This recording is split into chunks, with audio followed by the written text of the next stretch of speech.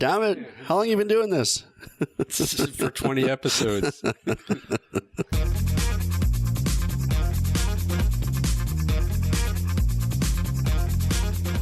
Welcome to AT Banter, the podcast where we discuss anything and everything regarding the world of assistive technology. With our hosts, Steve Barkley, Rob Minot, and Ryan Fleury. Now, let's banter.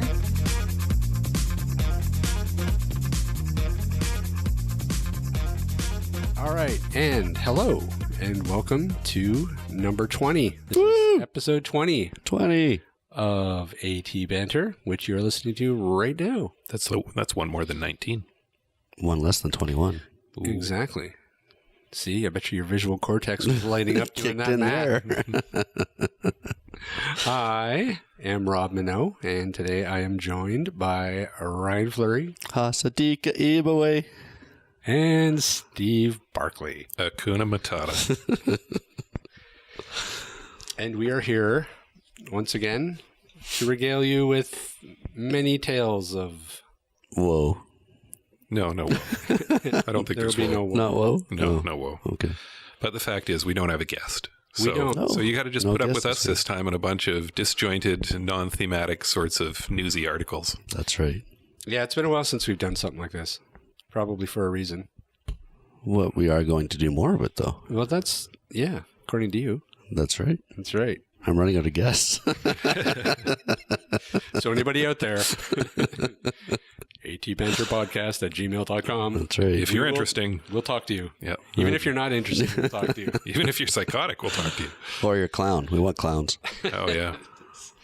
Yeah, that's right. There's we don't have a news story, unfortunately. I didn't print one off about the clown epidemic.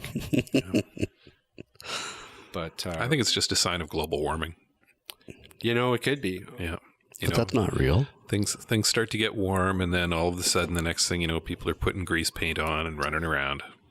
It would explain a lot. It's a direct correlation. Mm-hmm. Maybe the stars have just aligned. Hey, did you hear about that? That NASA discovered a new constellation? Well, they didn't exactly discover a new constellation. It was there. The constellation was there the whole time. Well, whatever. I only skimmed the article, all right? Somebody in NASA Ta-da! pointed out, hey, look, that constellation's right in the whole horoscope thingy. Why are we not using that one? Okay, well, what happened then?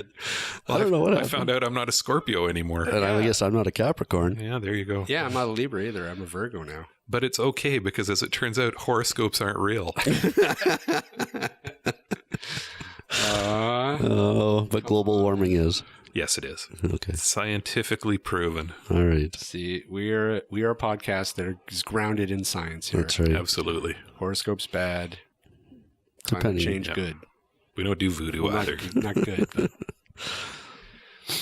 All right. Well, let's start this thing off by talking a little bit about the Treaty of Marrakesh. Marrakesh. Yes. That's right. It came into effect as of last week, the 30th, I believe. Yep. Yeah, so this has been talked about for a while, and people have probably heard about it by now, but the big deal about it is it just allows countries to share alternative format materials between themselves and removes the copyright barriers to it. Which makes a lot of sense. Oh, of course it does. Instead of each country having to duplicate books, Yep. this totally opens it up for all of us. Yep. So does it change things internally in a country? How exactly does it work? Well, for example, in Canada, we've had to enact a domestic copyright exception, which just means that we have to ensure that accessibility is available as an option. Copyright holders can't say, no, you can't produce copyrighted materials. They can't stop you from making copyright or taking copyrighted materials and producing them in alternative formats, provided that they have not already produced an alternative format, commercially available product. So if they have a book available in audio, for example, you can't create an audio version of that book. You'd have to buy their audio version. I see. If they have it available in large print, you'd have to buy their large print. If they have it available in Braille, you'd have to buy their Braille. But in most cases, they're not going to have Braille. They're not going to have large print. And in a lot of cases, particularly when it comes to textbooks, you're not going to have it in audio format either. Right. So all of those you can now produce without being in violation of copyright laws. And I think they said in Canada we have about access to about 7% of the total books that are out there. It's a pretty small amount. Yeah, it's pretty teeny. Well, and that's going to be even less in less developed countries. Yeah, they were saying that's about 1%. It's pretty bad. And so what this does, though, too, is that it essentially opens the borders between all the countries that have signed on to the treaty, so that anything produced here can be shared in, say, India. Mm-hmm. Right. Yep. So I think this would probably have pretty broad implications for an organization like Bookshare.org. Mm-hmm. Yep. This should allow them to open up their libraries that they've had to separate what's available in Canada, what's available with the U.S. Yep. And they should be able to open the doors on a lot of materials that we weren't previously allowed to have here. Well, even people that want, even to learn other languages or want books in their particular language, Spanish books from Spain. Mm-hmm. They'll have access to that now from their local libraries. It's exciting. It is exciting. And it's not just for people with visual impairments either. It specifically says people with print disabilities. So that can include people with things like dyslexia, for example, other types of non-visual print-related disabilities. So this is a big deal for them too. Yeah, I'm just really looking forward to seeing how they're going to roll this out. And, is the library, like CELA, for instance, going to all of a sudden be bombarded with, 200,000 new books in the next 5 weeks? Be interesting to see how long it takes to roll that out. Yeah, I guess it remains to be seen, because there's certainly going to be a lot of material in different countries that'll be of interest. And once those libraries start talking and comparing their catalogs, there will probably be a lot of cross-border exchanges of information. Mm-hmm. But is there going to be any sort of a central organization that is going to be producing everything and then distributing it, or has there been any talk of how they're actually going to organize this yet? No, I don't think that there's any single group that's going to organize it or do the production. It'll still fall to the different groups in different countries that have been doing that traditionally. Like CNIB is still producing their books. Australia is still producing their books. They just can now share them.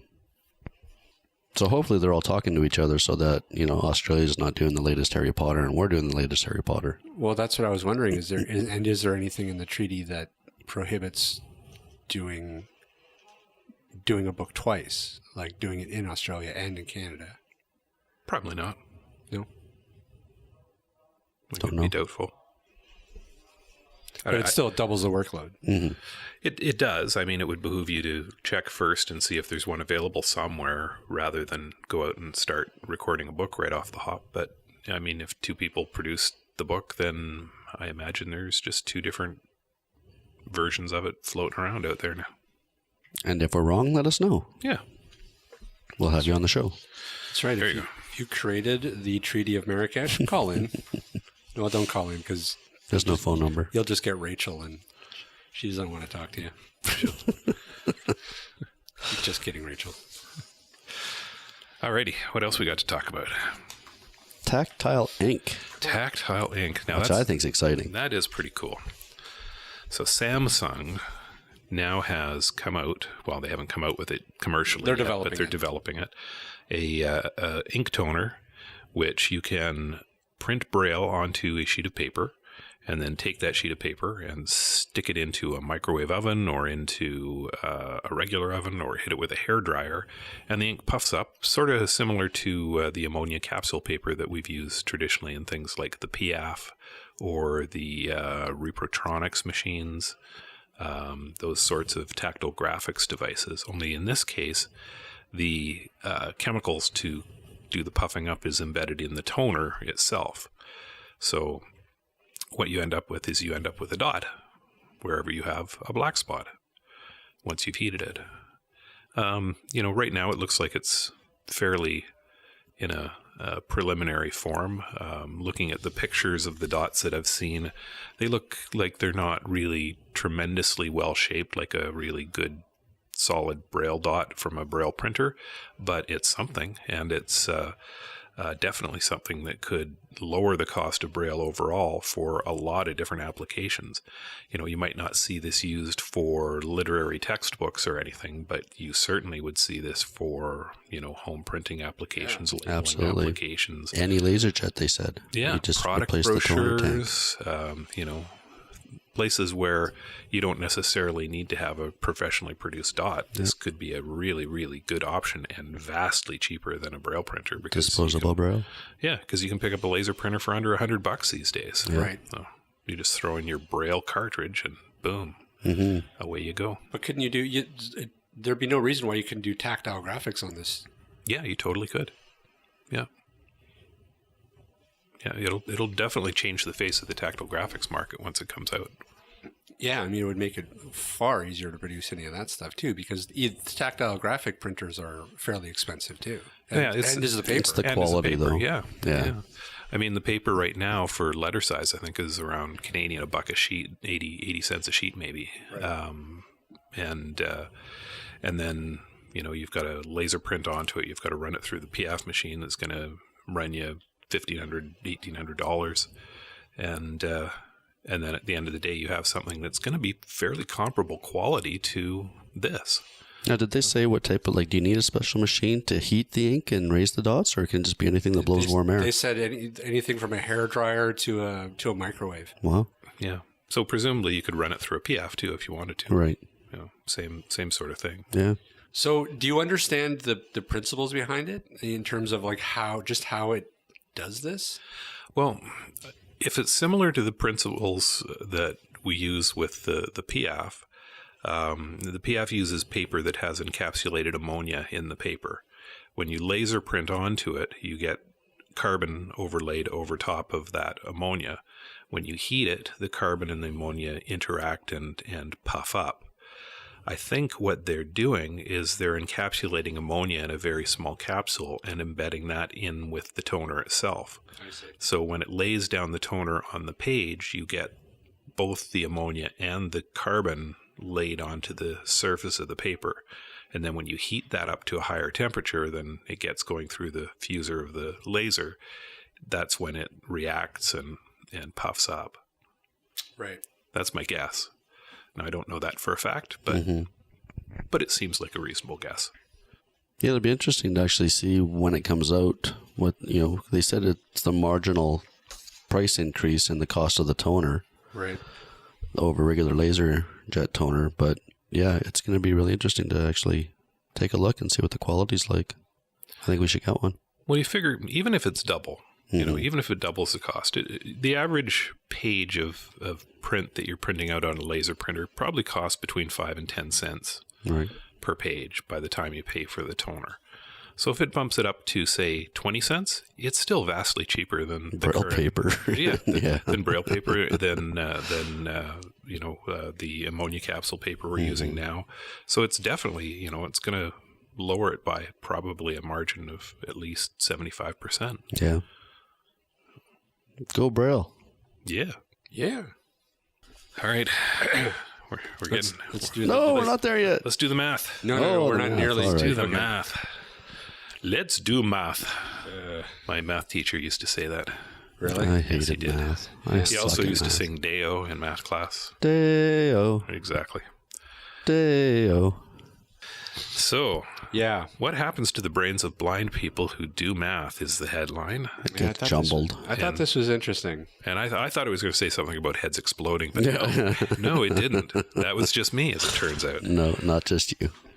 Neuroscience. Yeah, neuroscience. Neuroscience. Gotta love neuroscience. So basically what this study has done is they took sighted people and they took blind people and they hooked them up to MRI machines.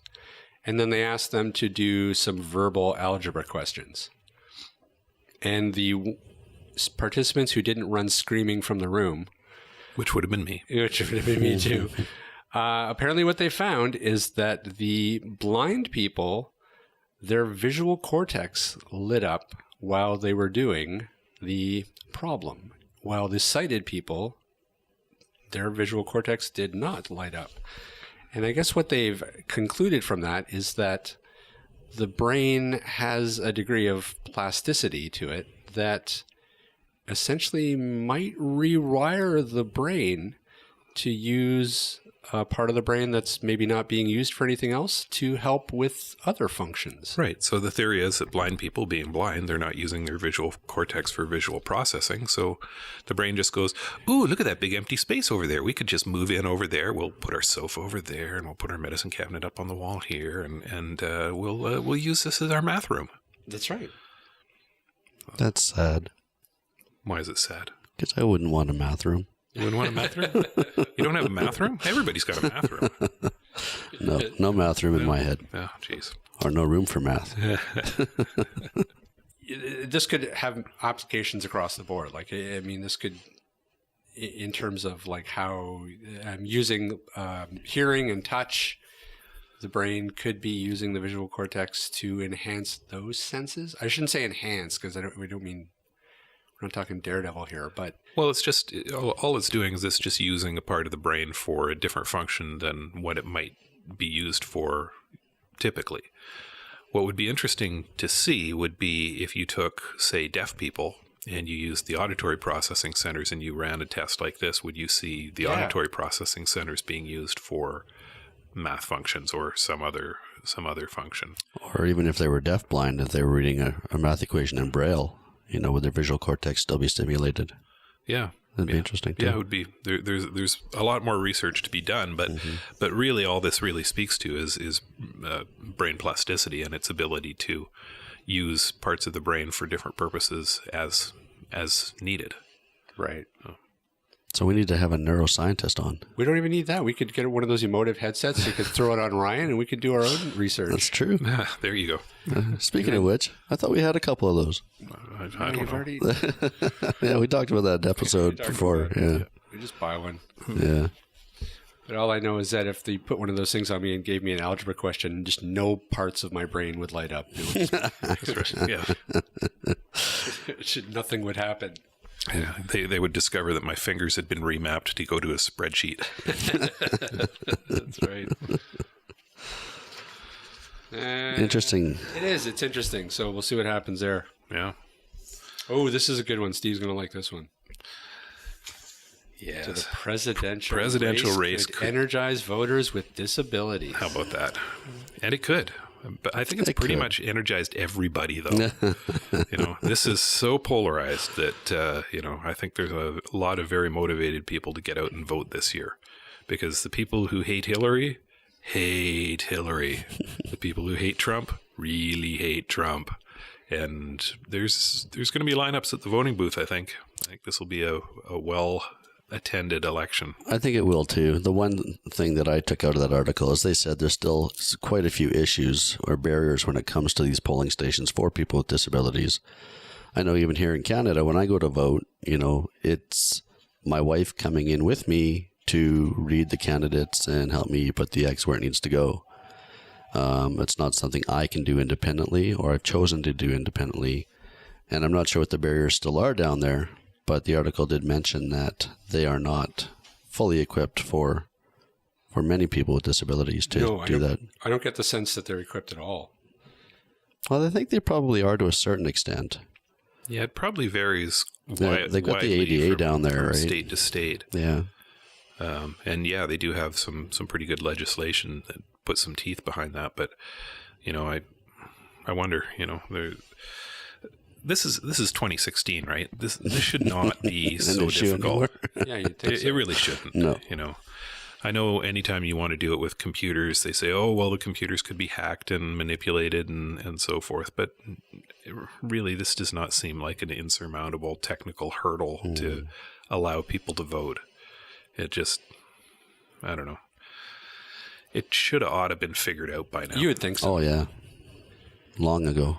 Yep. But it's interesting. I mean, these statistics are interesting because it says that 16% of eligible voters in the U.S. are voters that report having a recognized disability. And 71% of those have gone on record saying that it really matters who wins the election. So that can equal a lot of voters right there. And not a lot of them are too happy with Trump. Wasn't there a stat there too that said actually how many didn't or don't go and vote that have a disability? No. No, I thought there was. Was there? Okay, maybe not. It does say that in a previous study, they found that 30% of voters with disabilities reported problems casting a ballot in the 2012 election. Right. Maybe that's what I read. Most common obstacles were reading or seeing the ballot, understanding how to vote or use voting equipment, waiting in line, and finding or getting to the polling place. Right. Yeah, we should all be able to vote from home. Mm-hmm. Yeah. Electronically. Absolutely. Yep. Although I suppose the potential for voter fraud goes up through the roof when you do something like that. Why? But you know what? I I don't take know. I take mean- the chance every time I take a taxi home. He hands me the credit card machine. I enter my PIN number. He could probably sit there and watch it, skim my card. We take those chances every day. Voting from home would be no different.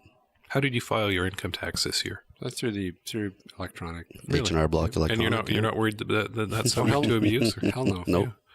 So what's the issue? No, I know. I'm just. I mean, We're trusting the government with our most private information already, and trusting them to keep it safe. Jeez, you guys, I was playing devil's advocate. Jeez. Yeah, well, We give Google all our information. that's right. That's true. Google knows all. That's right. That is Privacy is an illusion. It's true. There's cameras everywhere. Yeah, and anybody who watched my feed on Facebook knew how I voted last election. So. I thought you said watched my feet on Facebook. I'm like, what? I didn't quite catch that. Yes, I keep a live running video feed of my feet at all times for foot fetishists. It's only $3.99 a minute. Making a fortune off of it. Should add descriptive video to that. That's right. Yep, they're still feet. Yeah. Oh, big toe moved. Toenails could use clipping. Yes. There's some sock lint between the big toe. Oh, look, the puppets are talking. The hair looks kind of tangled on the big.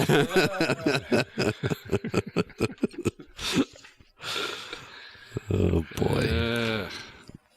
Okay, shall we get into the contentious stuff? Sure. The really hard-hitting journalism side of things here? Who wants to set this up? Go ahead.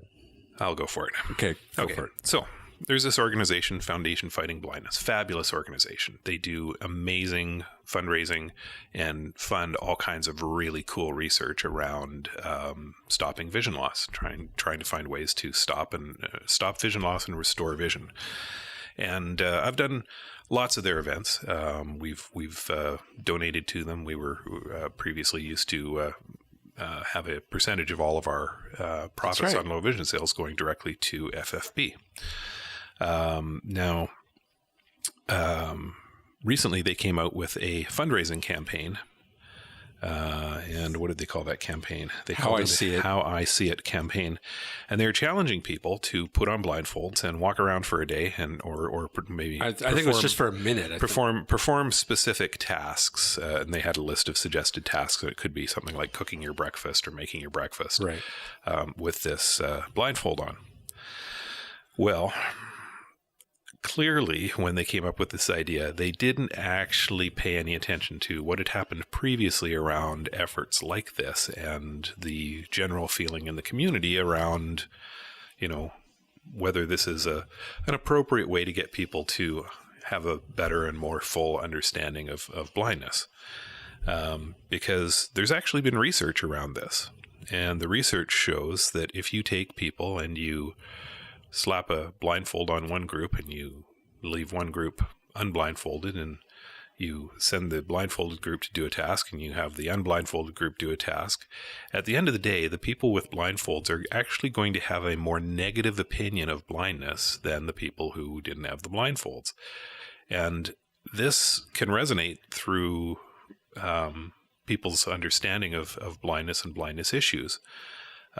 So people who do this walk away not with greater empathy and understanding, but with misconceptions.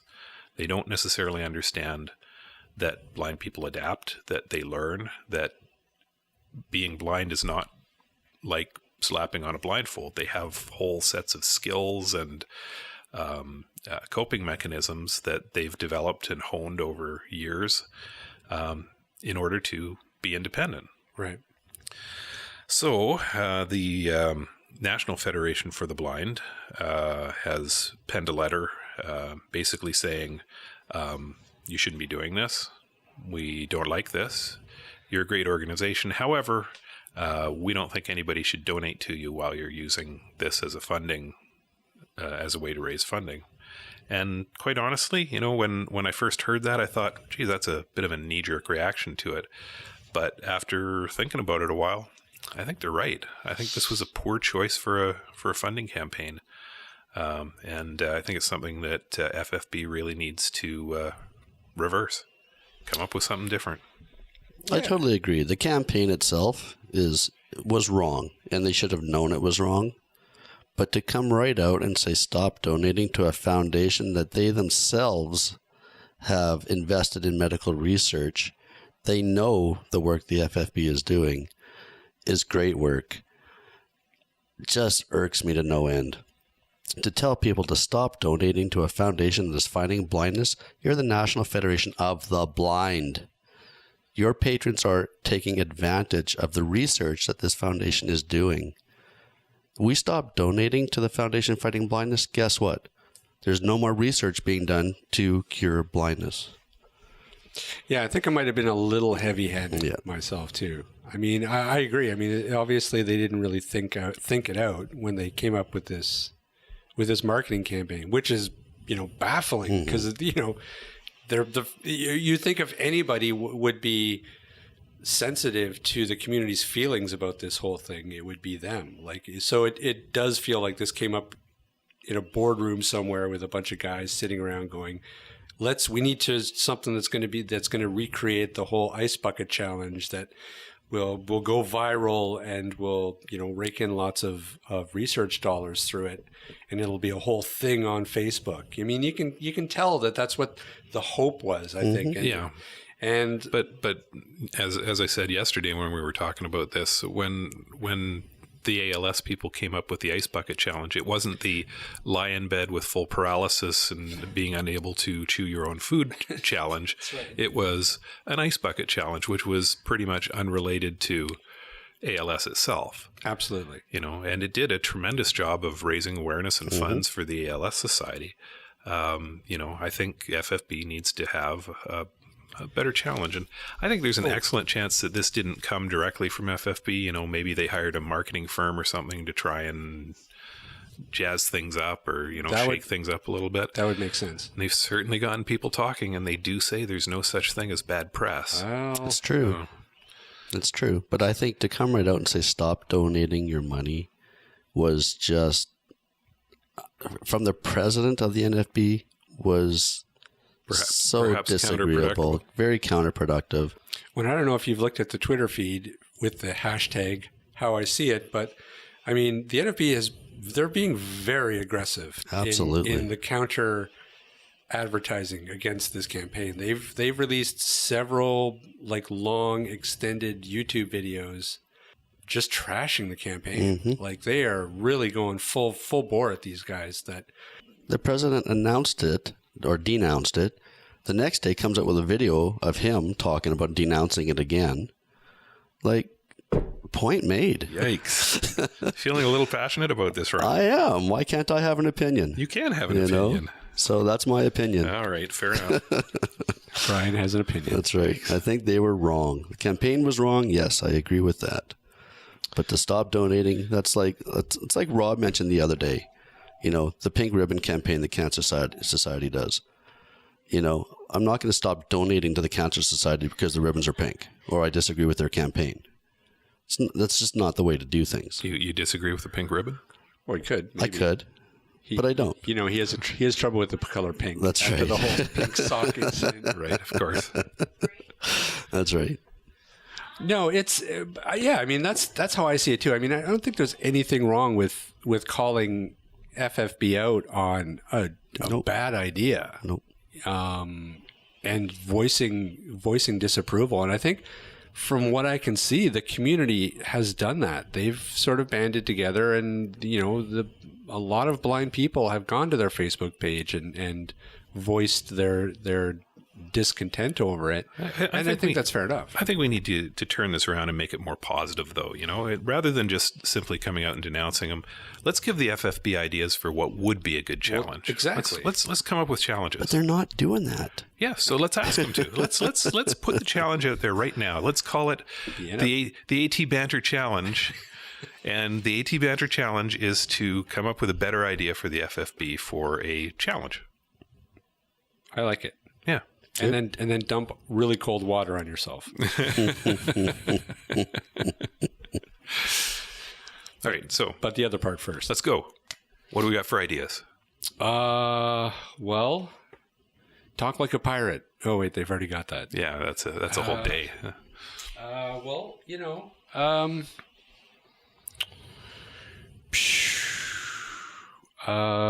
ride your bike day. I don't know. I mean, that's the thing. If you think about it, if you think about the Ice Bucket Challenge, you're right. It had nothing to do with anything. So it could be literally anything. Exactly. It could be, I don't know.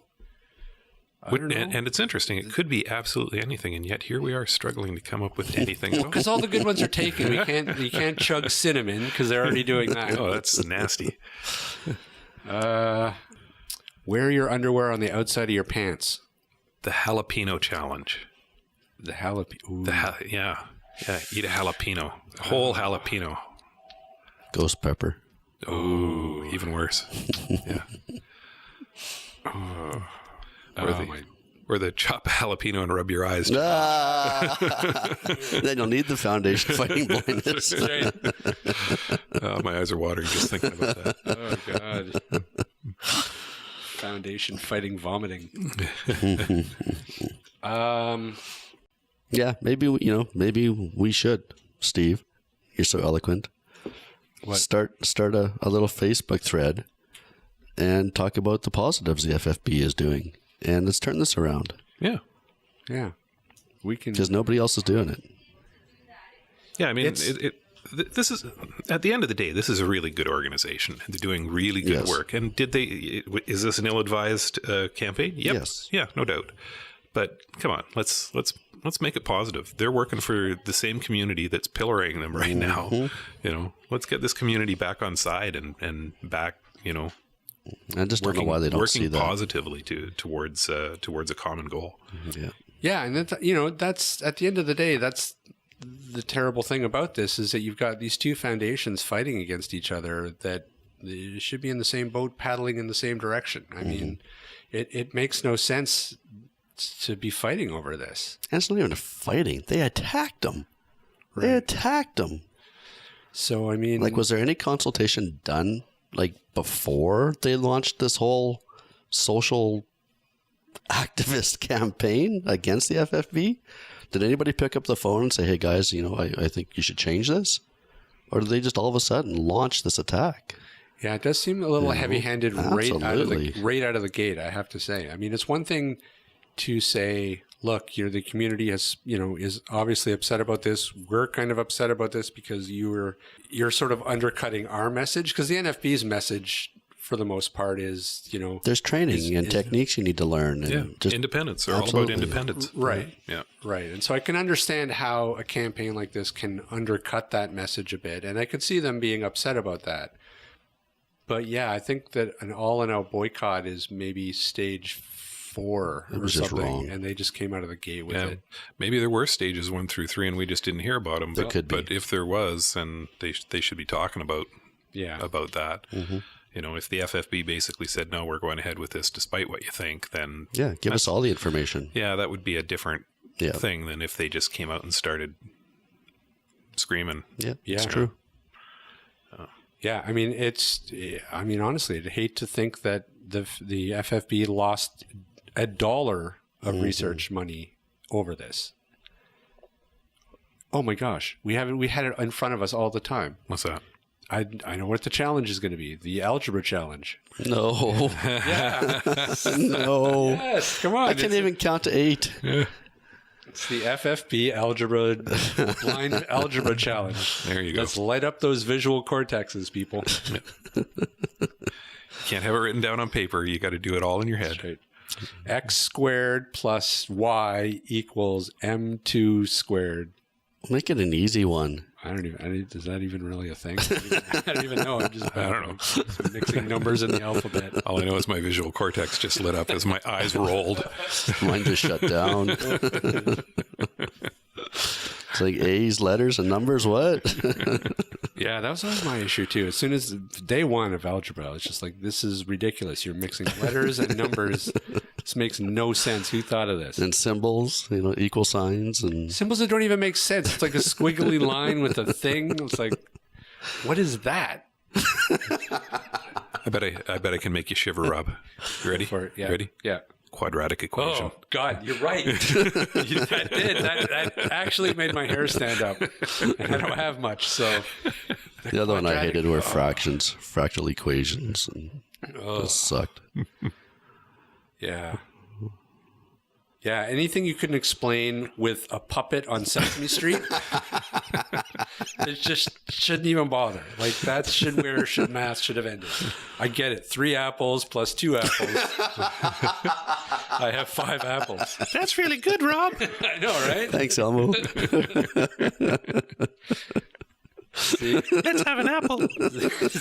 That's what Apples are red. Then we'll have 3 apples.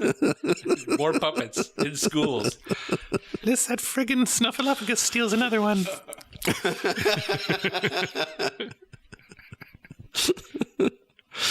It's excellent. Yep. What else? Did anything else interesting happen this week? Oh, gosh. Well, there was the vice presidential debate. I missed that one. Yeah. I watched it. Of course you did. You're gonna miss this election so much when it's over. I hope so.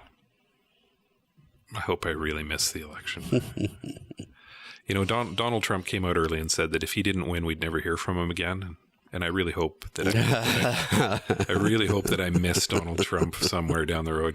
Go, oh gee, whatever happened to that guy? Gosh, yeah. I don't think that's going to happen, though. No, I can't see it happening. I think he's going to remain a loudmouth buffoon no matter what he does. He's a megalomaniac.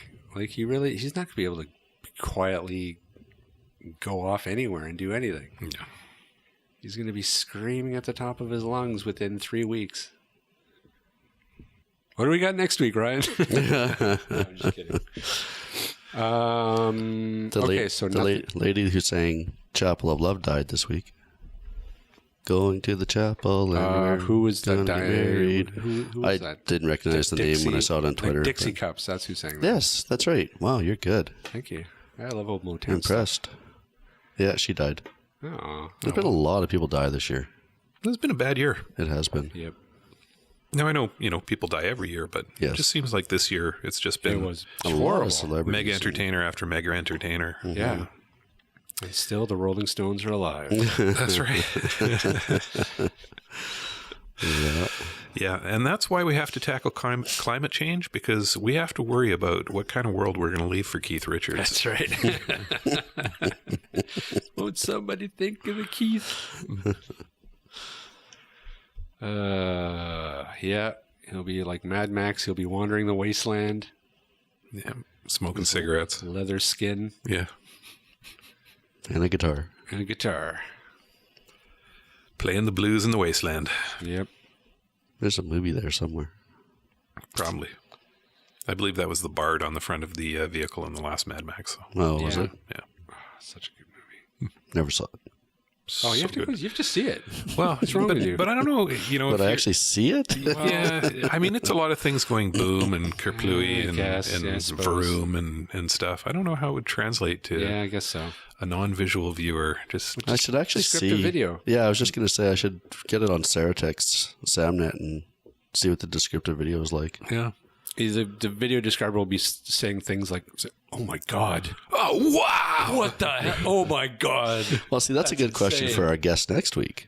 That's right. We'll see if she has Fury Road. Mm-hmm. Yeah. So you can get you hooked up. That's right. So, audience, we need ideas for themes for our Halloween show. Yes. Yes, we do. Please send us your comments, your suggestions, How can we make it spooky? feedback. How can we make it spooky? Maybe we should do like an old-time radio drama. We'll write our own old-time radio drama and we'll voice it ourselves. We'll get Rachel to practice her scream. You know, I like it. It's Maybe. good. This has some Could potential. work. yeah. Get some sound effects in there. Yep. Greek. Bring Rick in. Some sound effects. I actually found a website that has like 9,000 sound effects. It's all free. Really? Yeah. So I can send you that link. Some of the ones were the ones I used on that Halloween themed soundtrack I did. Oh, yeah. Shared with you. Yeah. Yeah, I don't know. I don't know what we're going to do. We'll do something. Do something special. That will be... B-Radio audio podcast. It'll be the worst radio drama ever. Probably not. There's been some pretty bad ones. We'll do our own soundtrack. That'll push it over the edge. That's right. Yep, it's true. On the Skoog.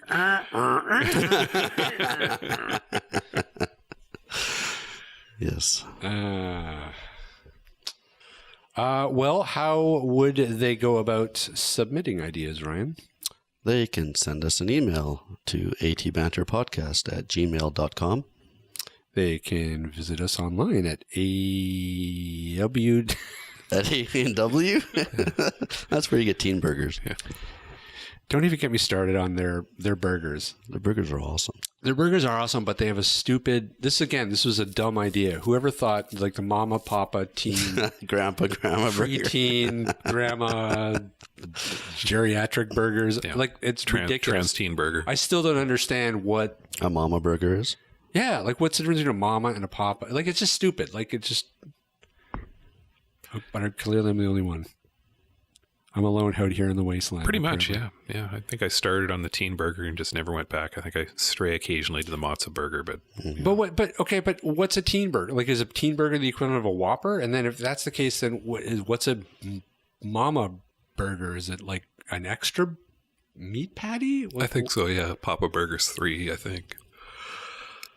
So I think it was like single, double, triple. But then what's a grandpa? Is that just like... No, it comes pre-chewed. It comes in a glass.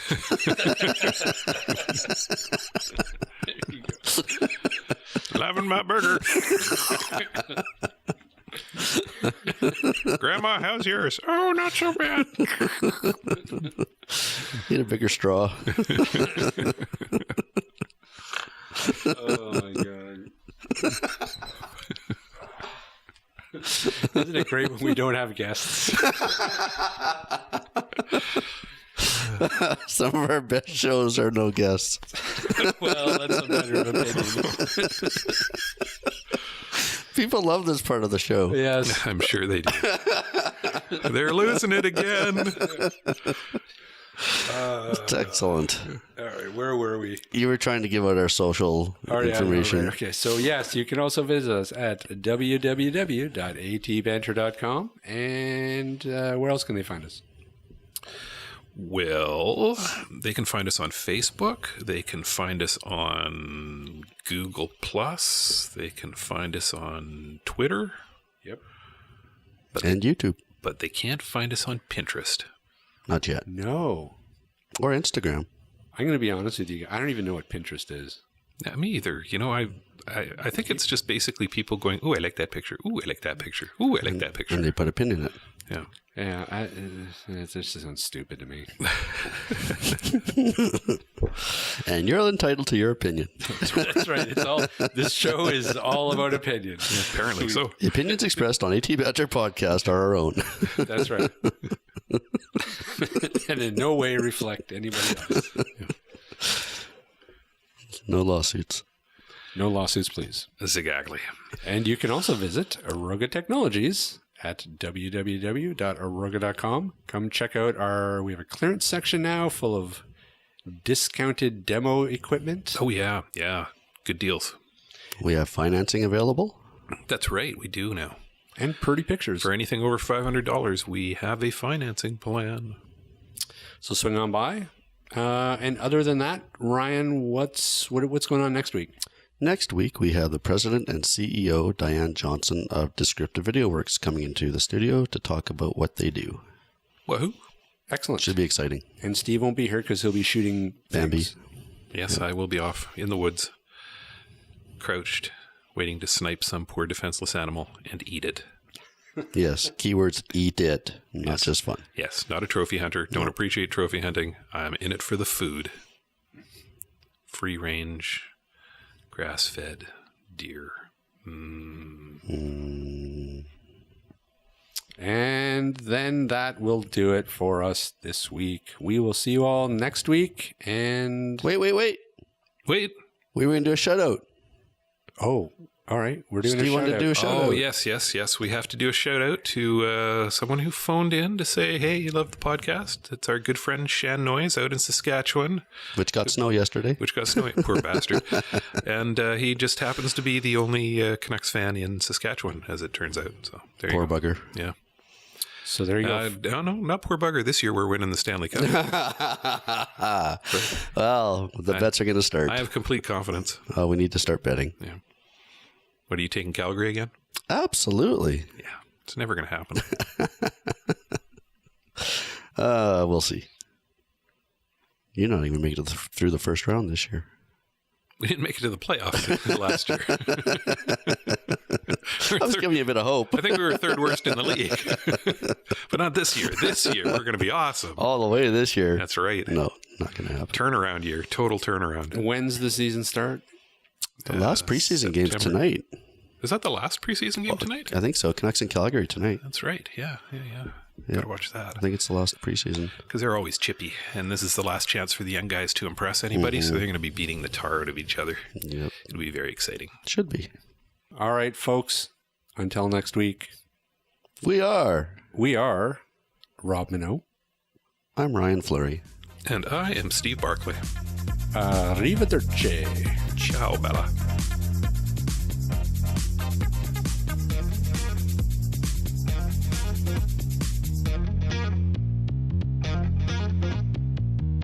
This podcast has been brought to you by Aroga Technologies. Visit Aroga Technologies online at www.aroga.com. That's AROGA.com. Music provided by bensound.com.